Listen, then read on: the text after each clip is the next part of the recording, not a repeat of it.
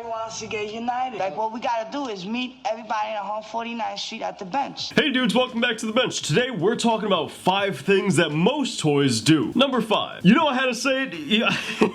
Toys are guilty of putting crowns on their hairstyles. Whenever they get the chance, they put crowns on literally everything. It doesn't matter what they're doing. Hairstyle, throwy, piece, best believe they're smacking a crown right on top of it. Now, if you're rocking this in your books and like nobody's seeing it, then it doesn't really matter. But if you're hitting spots and you're putting crowns on your work, then I mean, come on, man. Come on. Now, granted, in all honesty, a lot of these toys don't know that crowns are associated with a title. And you have to be a king to rock a crown on your work. But a lot of those who don't know any better, they just think it looks nice and they just put a crown because they like the aesthetic of it. Also, a lot of those same newer people kind of look graffiti up online and they see other people using crowns and they go, hey, that's a nice detail, I'll go ahead and smack it on mine too, without ever realizing that it's associated once again with being a king. Now here's the catch. Only people who do graffiti illegally can be a king. Moving on from that, we've got number 2. In all honesty, this should probably be top of the list for things that graffiti artists do and probably shouldn't be doing, and that is not understanding the unwritten rules of graffiti. There's a certain ethic to graffiti. There's certain things that graffiti artists abide by and follow in order to not only maintain their own safety, but maintain a respect for the art form. And you probably already know some of these, such as, for example, not hitting places of worship, not hitting people's personal belongings such as cars, fences, things of that sort, but also the hierarchy of graffiti. Hairstyles are at the bottom of the totem pole, throwies go on top of hairstyles, straight letters go on top of throwies, and then more technical pieces can go on top of straight letters, and then from there some graffiti artists get into more granular details about the hierarchy, but that's the basics behind the hierarchy of graffiti. You don't really want to go to a wall and do a tag on top of somebody's throwy unless it's very intentional, unless you have a problem with that person,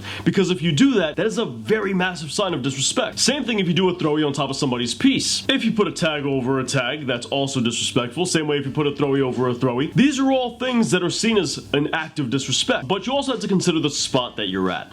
Now, I've been to legal walls where you can go over whatever you want because it's a legal wall, it's heavily maintained, but that is also highly context-based. I've seen people at that legal wall who understand, hey, everything goes here, everything is fine here, and they'll get pissed, they'll get upset. Somebody will come over, buff their wall, paint a really beautiful piece on top of it, and then the other guy who used to be there will come back and get all hissy fit about it as if he didn't know where he was doing this piece. It blows my mind. You're always gonna have those people that get pissed just because they want to be pissed. But generally speaking, as long as you're considering the hierarchy of graffiti and you're considering the context for the spot that you're at, then you should be perfectly fine. Another one of those things that toys are very guilty of doing is they add way too much style to all their work. It doesn't matter what it is they're doing, whether it's a hairstyle, a throwy, or a piece, they add a bunch of style. And while yeah, sure, that's completely okay to do when you're having fun drawing and you're not really drawing for the sake of practice, but when you're doing it in your practice as well, it becomes really problematic because all that style becomes an obstacle. It's just visual white noise that makes it a lot harder for you to learn and to make progress. You're quite literally overcomplicating graffiti when you do that in your practice specifically. Now, I know a lot of you new graffiti artists want to get better at graffiti, so pick up our brand new book in the description down below. It's the only book on the market that covers all of graffiti's fundamentals. No other book does this. Another thing that toys are really guilty of is not making the most out of a spot. A toy will have a perfect wall for a nice big hand style or a nice chunky throwy, and they'll go up to the wall and do a tiny little hand style like this. And it's like,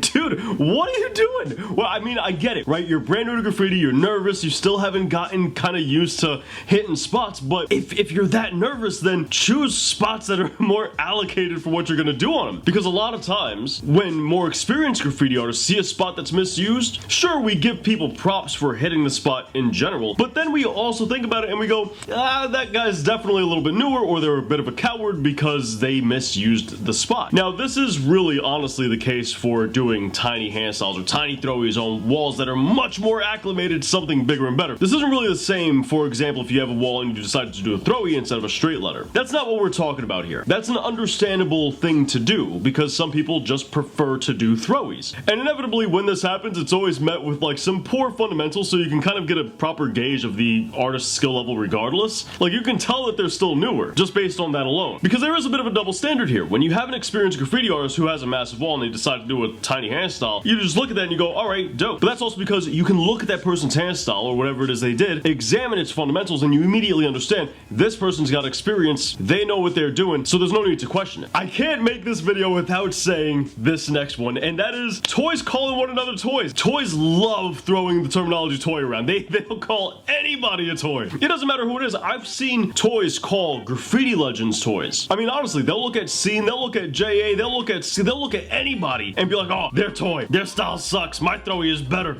And it's like, dude, what is going through your mind when you're thinking this stuff? Like, do you have nothing going through your mind before you say that? Now, there definitely is a time in order to use that terminology. There definitely are situations where that's applicable, but brand new graffiti artists haven't quite learned when it's applicable. And that's the next thing that a lot of toys do. Toys love getting into beefs, and it doesn't matter. I mean, especially nowadays with, you know, online and social media being so prevalent within graffiti, a lot of toys are willing to get in beefs with anybody. And it's like, dude, number one, beefs are silly, they're ridiculous. I mean, come on, what are you doing? But especially online beefs, like, what are you doing? What is the purpose behind that? If you ask me personally, there is nothing more toy than getting onto beefs online. Sure, don't get me wrong, you can have disagreements with people, you can dislike people, but to have an actual beef online is ridiculous. And all of that beef, all that drama, and just being a drama queen in general can become very childish very quickly. And I feel like at some point, most people who stick with graffiti